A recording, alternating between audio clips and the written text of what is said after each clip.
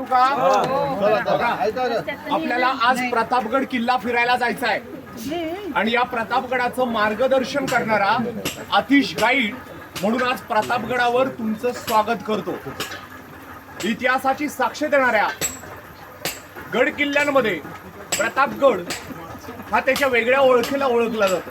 काय नाव आहे किल्ल्याचं? गाव प्रताप नाव आहे का? व्यक्तीचं नाव आहे का प्रताप? शिवाजी महाराजांनी केलेल्या पराक्रमाचं प्रतीक आहे.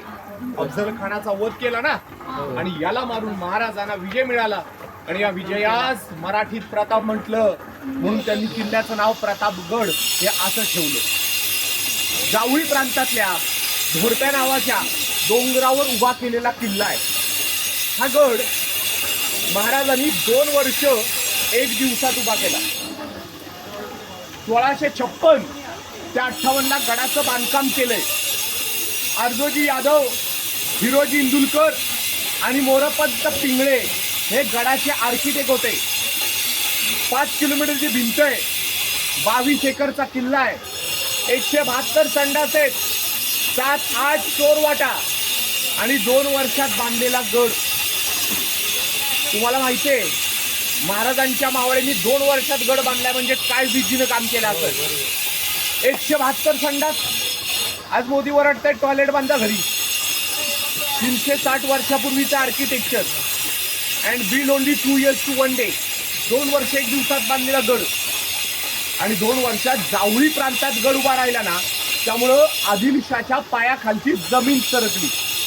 या आदिलशानं मातब्बर सरदार बोलवले आणि टपकात विडा लावला की अरे जो कोणी शिवाजी राजाला पकडून आणेल त्याला आम्ही अर्ध विजापूर इनाम देऊ. आदिलशाचे सगळे सरदार घाबरले. कुठलाही सरदार मानवर करून बघत नव्हता. त्यामुळे बडी बेगमच्या ही आदिलशाची आई खवळली. टपकातल्या बांगड्याने साड्या सरदारांच्या अंगावर फेकून दिल्या आणि म्हणाली या दरबारातले सगळे मर्द नामर्द आहेत. एक पण मर्द नाही. शिवाजी राजांना पकडून आणणारा आणि नामर्द बोलल्यामुळे अफजल खान हा तयार झाला. अफजल खानाची उंची होती 7.5 फूट. रानटी हत्तीला ढकलणारं व्यक्तिमत्व. पहारेचा 4 चाकडा करायचा. तांब्याचा कालोरा. अफजल खानला बायका होत्या 64 आणि 43 मुलं. छोटा परिवार होता त्याला. शिवाजी महाराजांना पकडून विडा उचलून निघाला आणि पहिला गेला धर्मगुरु काजीकडं.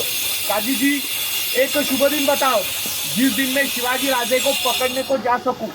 काजी म्हणला जाऊ नको, गेलास तर दगा होईल. खानाला राग आला. काजीच्या एकच मुस्कड्यात लावली. काजी जाग्यावर ठार झाला आणि खानाच्या 64 बायकांपैकी आवडती पत्नी समोर आली. तुमच्यातून अपशकून झालाय, काजीला मारलाय, गेला तर दगा होईल. खानाला अजून राग आला.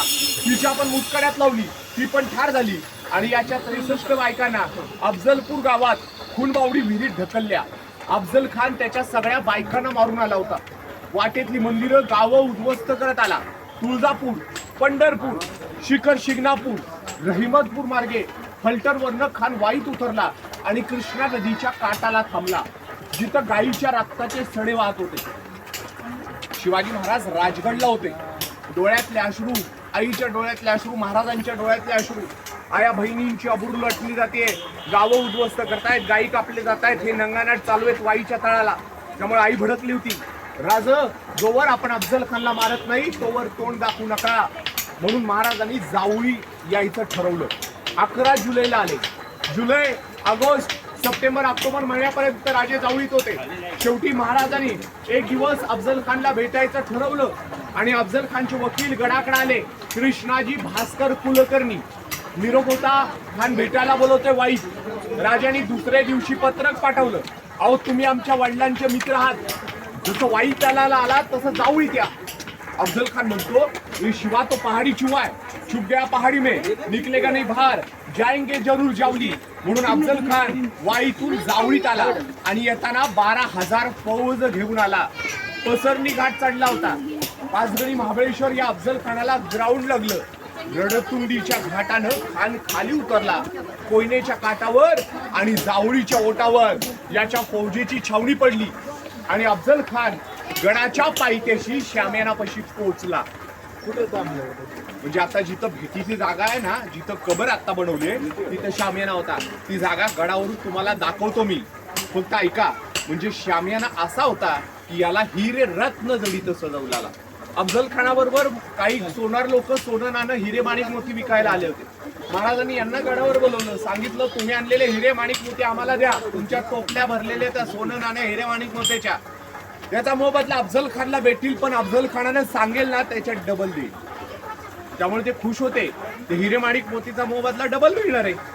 आणि तेच हिरे माणिक मोती शामियानाला लावले. पण अफजल खानला याची भनक सुद्धा नव्हती की हिरे माणिक मोती आपल्याकडनं घेतलेत म्हणून. आणि ते बघून खान म्हणतो, शिवाजी राजे के पास इतनी दौलत है, इतनी शौहरत है कि उसको मार के सब कुछ लूट के लेके जाएंगे. अफजल खानाचा राग शांत करायला राजांनी हे सगळं केलं होतं. आणि महाराजांनी अंगावर चिलकत परिधान केलं, डोक्यावर लोखंडी जीवटोक, हातात वाघनक कट्यार, एवढं सगळं सील केलं. शंभू महादेवाला रुद्राभिषेक केला, आई तुळजा भवानीला साकडं घातलं आणि आपले राजे गड उतरायला चालू झाले. इथं आता इमॅजिन करा, शिवछत्रपती एका शत्रूला भेटायला चाललेत. सूर्य उगवलाय पण काळ पसरलाय. आपल्या बघा एखाद्या वेळेला आपल्या दुःखद घटना घडली तर आपल्याला तो दिवस काळाचा वाटतो का नाही? दुःखद घटनाच होती अफजल खान म्हणजे.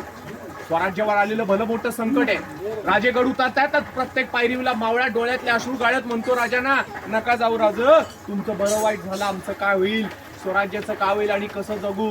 राजे तुम्ही नका जाऊ, आम्ही जातो. राजे म्हणाले, बाबांनो, प्रत्येक वेळेला शत्रूला सामोरी तुम्हाला करता येणार नाही. एक ना एक दिवस राजाला शत्रूला भेटावं लागतं. आणि महाराज गड उतार झाले. त्यावेळेला म्हणाले, माझं बरं वाईट झालं तर शंभू राजाला गादीवर बसवा आणि आई जिजामातांना कारभार चालवायला सांगा. हे स्वराज्य वाढवा, थांबू नका. आणि डोळ्यातले अश्रू गाळणारे महाराजांचे मावळे काही ते पचत नव्हतं. तुम्हाला माहितीये, पावनखिंड लढणारे बाजी काय म्हणाले राजांना? राजे लाख मेले तरी चालतील, पण या लाखांना जगवणारा पोशिंदा जगायला हवा. इथं प्रश्न पडतोय का? म्हणून त्या मावळ्याच्या डोळ्यातले अश्रू. राजाला काय झालं तर स्वराज्य थांबणार आहे हो. महाराजांनी सांगितलंय शंभू राजाला गादीवर बसवा, आई जिजामातांना कारभार चालवायला सांगा आणि स्वराज्य वाढवा. आणि महाराज गड उतार झाले. शामियाना जवळ महाराज पोहोचले आणि राजे खानाला शांत करायला म्हणतात, खान साहब, आपके अंगरक्षक सय्यद बंडा उसको बाहर भेजिए, नहीं तो लौट जाऊंगा किल्ले के ऊपर. अफजल खान विचार करतो, महाराज जर आपल्या अंगरक्षकाला एवढे घाबरतायत, मला किती घाबरतील. आणि खुश झाला, हसला, हा हा हा, आओ शिवाजी आओ, गले लग जाओ. 7.5 फूट उंचीचा, महाराजांची उंची 5.25 फूट. तेवढ्या ताकदीनं मानावळली आणि 2 वार केले. पहिला वार डोक्यावर झाला, दुसरा वार पाठीवर झाला. 2 मिनिटं निशब्द महाराज. तुम्हाला माहितीये, शाळेत खेळताना मान आवडली तर काय होतं? श्वास थांबतोय ना. यानं 64 बायका मारल्या, कानाखाली वाजवलं तर मरत होती. मग याची ताकद किती होती? तेवढ्या ताकदीने महाराजांच्यावर 2 वार केले. दुसरा वेळा ज्याला वार झाला, कट्यार कर आवाज केले, त्याला हडबडले आणि बिचवा खुपसून त्याची ताकद कमी केली. म्हणजे त्याची जी पकड होती ती ढिल्ली केली आणि महाराजांनी पोटात वाघ नाकाने त्याचं टराटरा खाण्याचं पोट पाडलं. एकच गदारोळ झाला. दगा आवाज ऐकून शामियाना बाहेरचा बॉडीगार्ड हा राजांच्यावर वार करायला आला. वार करणार तेवढ्यात राजांच्या अंगरक्षकानं जीवामालेनं सय्यद बंडाचं हात आणि डोकं धडा वेगळं केलं. मनगडली, होता जीवा म्हणून वाचला शिवा. वकील होते कृष्णाजी भास्कर कुलकर्णी. महाराजांच्यावर चाल करून आले.